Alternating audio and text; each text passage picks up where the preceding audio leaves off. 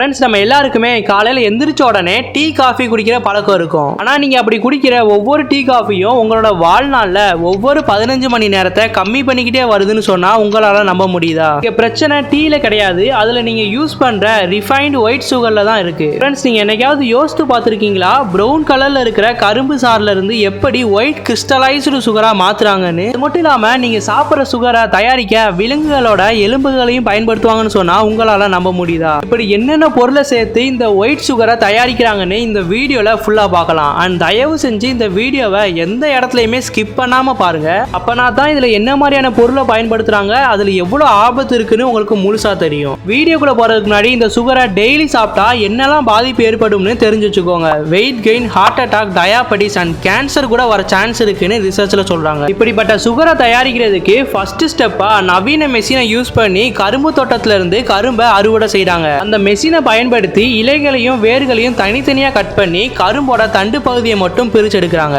அதுக்கப்புறமா cutter செல்டர்ங்கிற machine மூலமா சின்ன சின்ன துண்டுகளா கட் பண்ணி கண்டெய்னர்ல போட்டு சுகர் தயாரிக்கிற ஃபேக்டரிக்கு அனுப்புறாங்க. சுகர் ஃபேக்டரிக்கு கரும்புகள் எல்லாம் வந்த உடனே அதை நல்லா வாட்டர் மூலமா வாஷ் பண்ணி கிளீன் பண்றாங்க. அதுக்கப்புறமா அந்த கரும்புகள் எல்லாத்தையுமே மில்லிங் டெயின்கிற மெஷின்குள்ள அனுப்பி அதை நல்லா அரைச்சு சக்கை தனியா சாறு தனியா பிரிச்சு எடுக்கிறாங்க. இப்படி 4 இருந்து 5 தடவை சக்கையை திரும்ப திரும்ப அரைச்சு ஒரு சொட்டு சாறு கூட இல்லாம கம்ப்ளீட்டா பிழிஞ்சு எடுக்கிறாங்க. அப்புறமா தான் பல அதிர்ச்சிகரமான விஷயங்களை பண்ண போறாங்க. சக்கையில இருந்து பிரிச்சு எடுத்த அந்த சாறு எல்லாத்தையுமே ஜூஸ் சல்ஃபைட்டர்ங்கிற ஒரு மெஷினுக்குள்ள கொண்டு போறாங்க.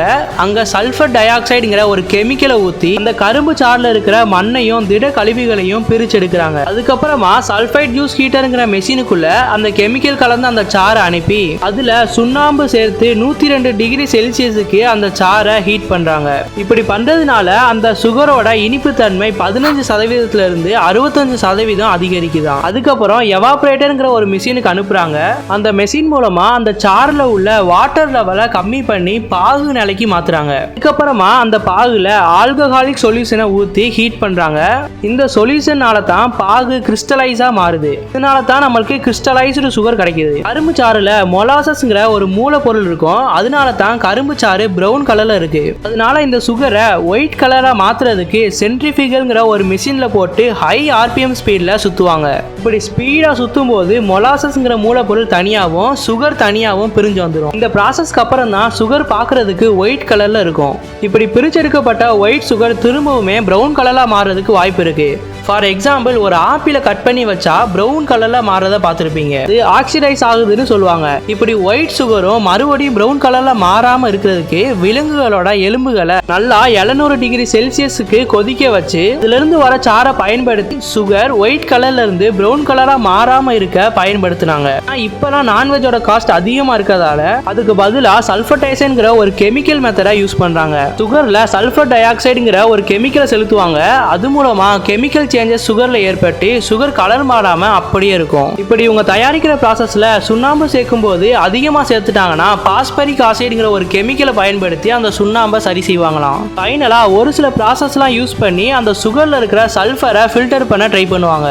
என்னதான் ஃபில்டர் பண்ணாலுமே 70 ppm அளவு சல்ஃபர் அந்த சுகர்லயே தங்கிரும்னு ரிசர்ச்ல சொல்றாங்க. இப்படி சல்ஃபர்னால நம்ம உடம்புக்கு வீசிங், ஆஸ்துமா, அப்புறம் இதய சம்பந்தமான நோய்களும் ஏற்படலாம்னு ஆய்வுல கண்டுபிடிச்சிருக்காங்க. இப்படி தயாரிக்கிற சுகர் 6 மாசம் வரைக்கும் தான் நல்லா இருக்குமா. 6 மாசத்துக்கு மேல எல்லோ கலரா மாற ஆரம்பிச்சிடும். எல்லோ கலர்ல மாற ஆரம்பிச்சிருச்சுன்னா அதை உடனே தூக்கி போட்டுருங்க. ஏன்னா அதுல சல்ஃபர் பிரிஞ்சு வர ஆரம்பிச்சிருச்சுன்னு அர்த்தம். அது சாப்பிட்றதுனால ஃபுட் பாய்சனா மாறிடும். இப்போ உங்க எல்லாரும் மனசுக்குள்ளேயுமே ஒரு கொஸ்டின் இருக்கும், அப்ப இயற்கையா கிடைக்கிற நாட்டு சக்கரை, கருப்பட்டி, தேன் சாப்பிடலாமான்னு. இங்கதான் நிறைய பேர் தப்பு பண்றாங்க. ஒயிட் சுகர் சாப்பிட்டாலும் நாட்டு சக்கரை சாப்பிட்டாலும் தேன் சாப்பிட்டாலும் உங்க உடம்புல ஏற்பட போற பாதிப்பு என்னமோ ஒரே மாதிரி தான் இருக்கும். நம்ம ஒயிட் சுகரை சாப்பிடாம இருக்கிறதால அதுல யூஸ் பண்ற கெமிக்கல்ஸ்னால வர பாதிப்பை வேணா நம்ம தடுக்கலாம். இதுக்காகவே தனியா ரிசர்ச் பண்ணிருக்காங்க. அதுல என்ன கண்டுபிடிச்சிருக்காங்கன்னா, ஒரு 3 நபர்களை செலக்ட் பண்ணி ஒருத்தருக்கு ஒயிட் சுகரை சாப்பிட கொடுத்திருக்காங்க, இன்னொருத்தருக்கு நாட்டு சர்க்கரை சாப்பிட கொடுத்திருக்காங்க, அதே மாதிரி இன்னொருத்தவங்களுக்கு தேனை சாப்பிட கொடுத்திருக்காங்க. இவங்க 3 பேரும் சாப்பிட்டதுக்கு அப்புறம் பிளட் டெஸ்ட் எடுத்து பார்த்ததுல சுகர் லெவல் ஒரே மாதிரி தான் அவங்களோட பிளட்ல இன்க்ரீஸ் ஆயிருந்துச்சு. ஒயிட் சுகர், நாட்டு சக்கரை, தேன் இந்த மூணோட கலோரிஸ் லெவலும் ஒரே மாதிரி தான் இருக்கும். கார்போஹைட்ரேட்டோட அளவும் ஒரே மாதிரி தான் இருக்கும். இது மூலமா என்ன தெரியுதுன்னா, எந்த ஒரு இனிப்பா இருந்தாலுமே அளவாவே எடுத்துக்கோங்க. இது நல்லது அது நல்லதுன்னு எதையுமே அளவுக்கு அதிகமா எடுத்துக்காதீங்க. மெயினா ஒயிட் சுகரை மட்டும் யூஸ் பண்ணவே செய்யாதீங்க. இந்த ஒயிட் சுகர் நம்ம குடிக்கிற காஃபி, டீல மட்டும் இல்லைங்க, நீங்க கடையில வாங்குற ஜூஸ், ஸ்வீட், சாக்லேட்னு எல்லாத்துலயுமே ஒயிட் சுகரை பயன்படுத்தி தான் செய்யறாங்க. இப்போ இந்த வீடியோ உங்க எல்லாத்துக்குமே யூஸ்ஃபுல்லா இருக்கும்னு நினைக்கிறேன். இதே மாதிரி யூஸ்ஃபுல்லான இன்ஃபர்மேஷன் தெரிஞ்சுக்க இப்பவே நம்ம சேனலை சப்ஸ்கிரைப் பண்ணி வச்சுக்கோங்க. பக்கத்தில் இருக்க ஆல் பெல் ஐக்கானையும் கிளிக் பண்ணுங்க. அப்புறம் ஃப்ரெண்ட்ஸ், இந்த வீடியோவை மறக்காம உங்களோட ஃப்ரெண்ட்ஸ் அண்ட் ஃபேமிலிக்கும் சென்ட் பண்ணி அவங்களோட ஹெல்த்தையும் காப்பாத்துங்க. தேங்க்யூ ஃபார் வாட்சிங் திஸ் வீடியோ.